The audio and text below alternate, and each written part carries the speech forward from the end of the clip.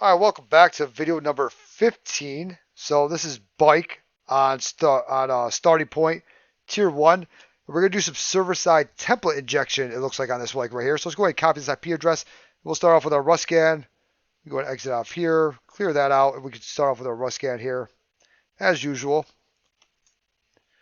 All right, looks like we got port 22 and port 80 up and running. And it does ask us what ports are up and running, 22, 80. It looks like you want it like that. Okay. Is there not space? No spaces. All right, there you go. What software is running on the service listed? Okay, let's go ahead and try to find that out. Try curl tag v. Try curl it, see if we can find anything in there.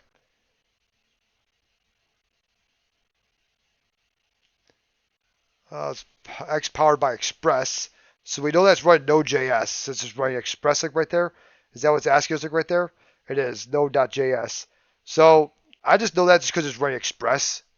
If you're writing an Express as part of Node.js, I wonder if we could actually maybe do an mmap on it, or if we can actually just look at it and utilize Wappalyzer, right? So there's a plugin called Wappalyzer, so we can go to Firefox plugin Wappalyzer. Is that how you spell it?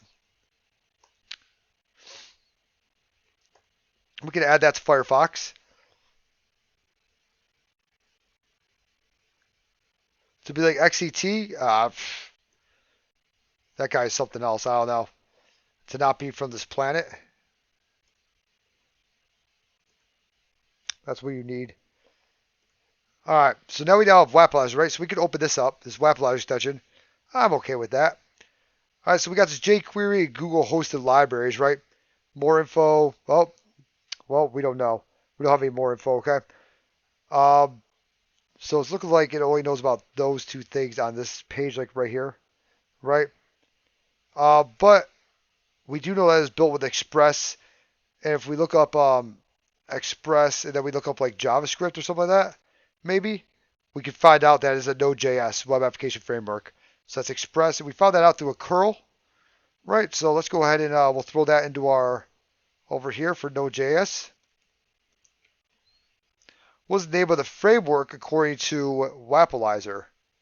Well, we looked up Wappalyzer. Name of the framework ain't shit. It actually found it right there. Node.js and Express. There we go. So it did actually find it once it was actually installed all the way. Express. What is the name of the vulnerability we test by submitting that? That would be server-side template injection. Server-side template injection. And what should happen is if we submit that, we should get back, I thought this was called SSTI, right? Server-side, did I spell template wrong? Server-side template injection. Did I spell injection wrong? Okay, there we go. Server-side template injection, right? So if we take this, what we should actually get back is 49. And also, if you look up hack tricks, SSTI for server-side template injection, you'll see that there's different types of template injection for different types of services, right? So we're running on Node.js right now, right? So we want to search for Node.js and look for that so we actually know which ones are Node, maybe it's just under Node. There we go. So Node.js. So now we got to look at, what can Node do, right? So we can try something like that. There's a path traversal with it, right? But pretty much we want to see like how, so there we go. We can try it. There's Pug.js, part of Node.js also. Okay, so there's a lot of different ways we can actually inject this, right? Nunjux, which is part of Node.js. It looks like we're doing that Nunjux one with that 7x7 like right there. So let's go ahead and try that in the email. We'll submit that. And we'll see if we get back a 49, which I'm not seeing 49 come back at all. All right, so we may be injecting it somewhere else than like right there, right? So we may have to look at other places, or it may just not even be that. They may just want us to answer the question. What is template engine being used with Node.js? The template engine being used? Oh, or I can just exit out the whole site in total. Either one, by accident.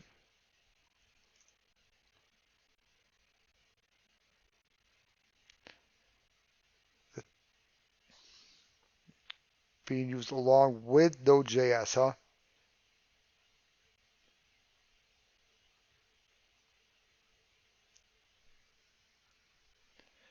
Hmm.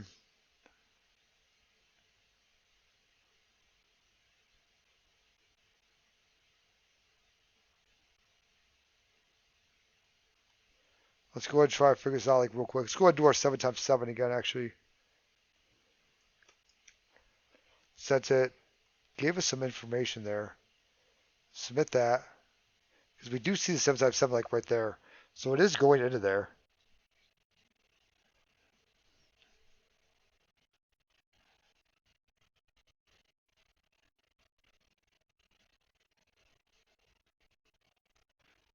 Root backend node module handlebars. There we go. So it's handlebars. Handlebars. Okay. Let's go ahead and throw in handlebars into here.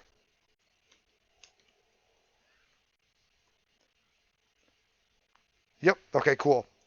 What's the name of the burp suite tab used to encode text? That's going to be encoder. We used burp suite last, yes it is.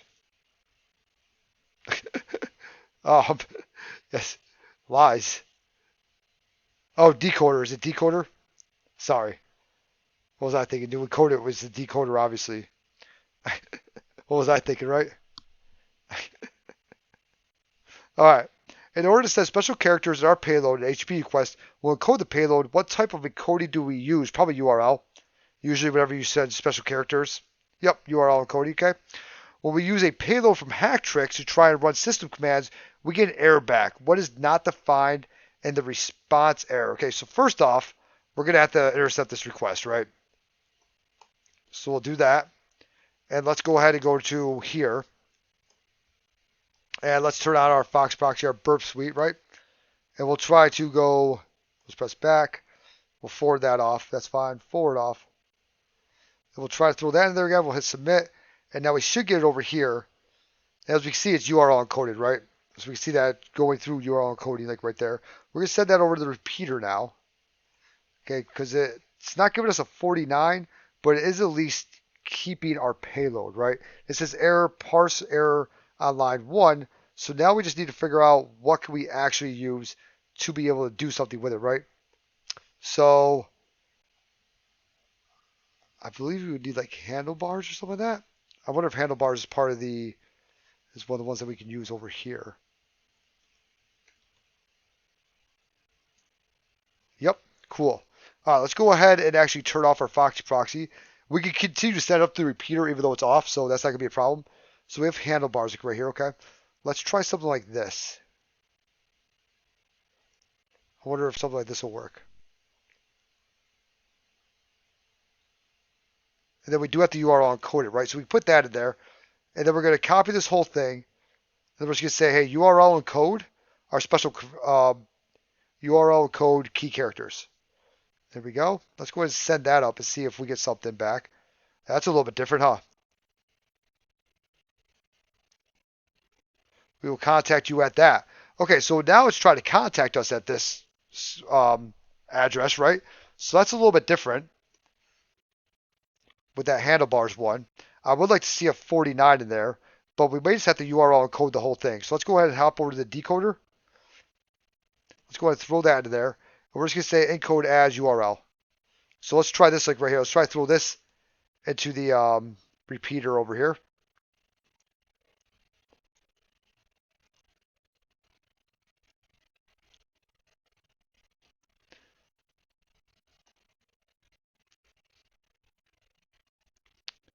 Okay, so we're getting the same thing. I would like to see a 49, but we're not getting that yet. Since that does equal 49. Okay. So, what we got here? Wow. That's a lot of crap, huh? Let's go ahead and throw it at it and see what happens. We're going to see if it's going to execute who am I, pretty much. We can just copy this. As you can see, like right here, it says who am I. So we're going to see, will this actually execute who am I? This is going to be quite the email, like right here now, isn't it? Make sure you leave that and sign in there.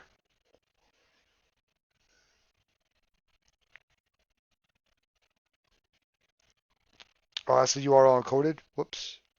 Okay, so let's go ahead and get rid of all of this then, since we already URL encoded that. We'll say delete, delete. There we go. Let's go ahead and see what happens with this. Do I get a who am I? Okay, so it did not like that at all. It doesn't look like it, but I'm not seeing anything with who am I. Do I have like a www data anywhere? No. Okay. So we're not seeing who am I in there, right? But let's go ahead and just URL encode it ourselves. Because that looks super weird to me. So let's go ahead and delete that. And let's go ahead and take this whole thing up here. There we go. We'll grab that, and then we'll go over to the decoder. Okay, that did not work out at all the way I wanted it to.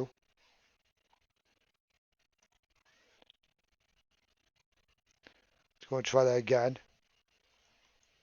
Okay, for some reason it's only grabbing the first string in there, so we are going to have to copy this whole thing, bring it over there, then get rid of the URL, because it's doing like right here. There we go. Get rid of that URL encoded also. Okay, now let's go ahead and encode it as URL.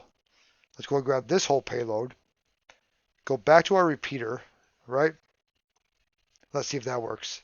Email that guy, Control V, let's go and send that off. And we do get the same problem back again. Okay.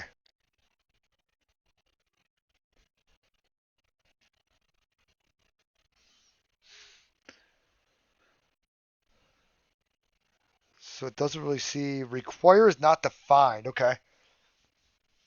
So now let's go ahead. Let's make sure we're not missing any questions here. We use the payload for actual run system as we get an error back. What is not defined? Okay, require. Cool. We just read that. What variable is the name of the top level scope in Node.js? At the top level scope, I believe it's the global node, right?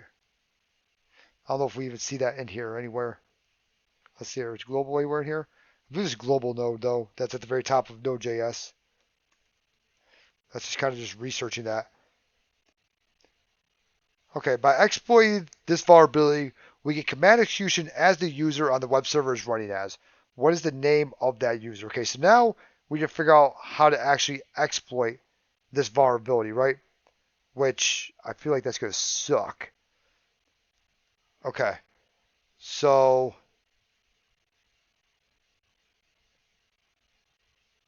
let's see here. Let's go ahead and let's look at this payload over here on Hacktricks. Let's try to figure this out. Okay, call this require return child process. Okay, I got another idea here. Let's go ahead and scroll up like a little bit, and let's do a handlebar. Yeah, let's go ahead and do this like right here. Handlebars, Node.js, SSTI examples. Let's go to GitHub. Okay, payload all things. What do you have for it? Command execution. Okay, looks like they have the same exact thing, huh? Except for they did theirs with an ls tech LA. So it looks like they have the same exact thing as what Hacktricks does, right? Child process execute. A little bit different. They got execute sync. Let's go ahead and try this one over here. We'll copy that. We'll throw that into the decoder. Now it's time to start trying different things. We know what it's built as. We know that's most likely vulnerable. Now we've got to try our different things, right? Let's go and grab this. We just want to get something different than what we have now. Okay, let's go ahead and send that off, see what we get. Okay, we're getting the same thing. So requires not defined. Okay.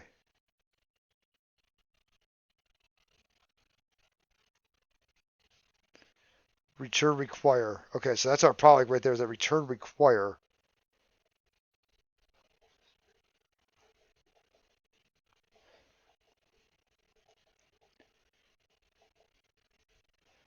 say this. It will say handlebars, Node.js.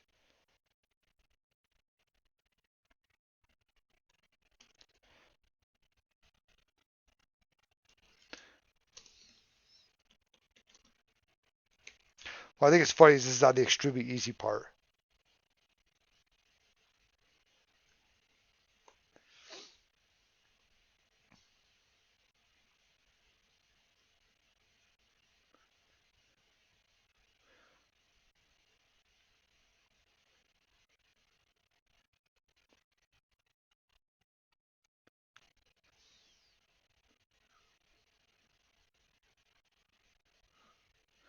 That wasn't helpful at all. There we go.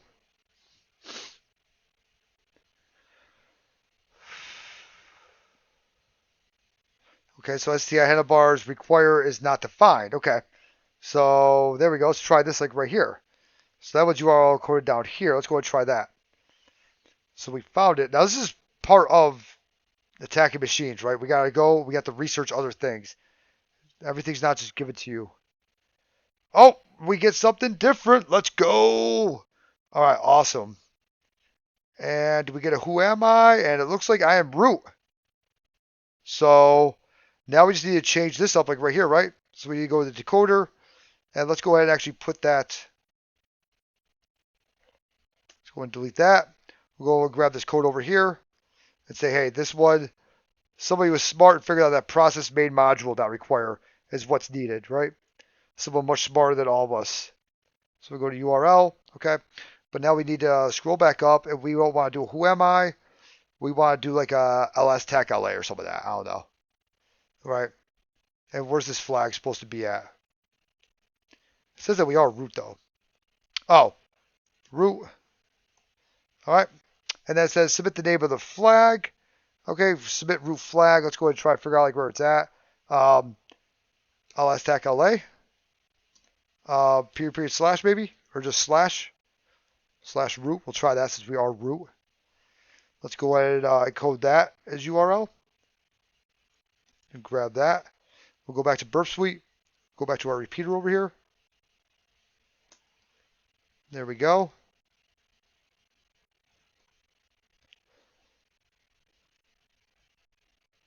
And there's our flag.txt. So now we can do a cat root slash flag.txt, right? Let's go ahead and do that. So we can get rid of this. And we say cat slash root slash flag.txt. Encode that as URL. If I can copy this whole thing, there we go. All right, repeater, delete all this crap. Whoops. There we go. Set that off. And we have our root flag. Let's go.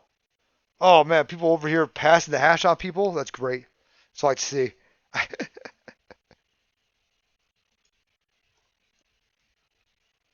There we go. Awesome. So bike has been pawned, right? Well, we got 3 left in tier 1. Woo! That one was a little bit harder, right? But we did learn Node.js, okay? We learned that it was backend on handlebars, right? We learned that I was running that version of Node.js, right? And we learned that, we obviously learned about server-side template injection. And from there, what else we do is we also learned to, hey, we got to go research some things and be able to go out there and find different payloads. Just because one payload doesn't work doesn't mean that doesn't work. It means that we just got to try different things, different types of injection to finally be able to try to get that injection that works for us, right? Reading those errors and then going from there. So hopefully you all enjoyed that one.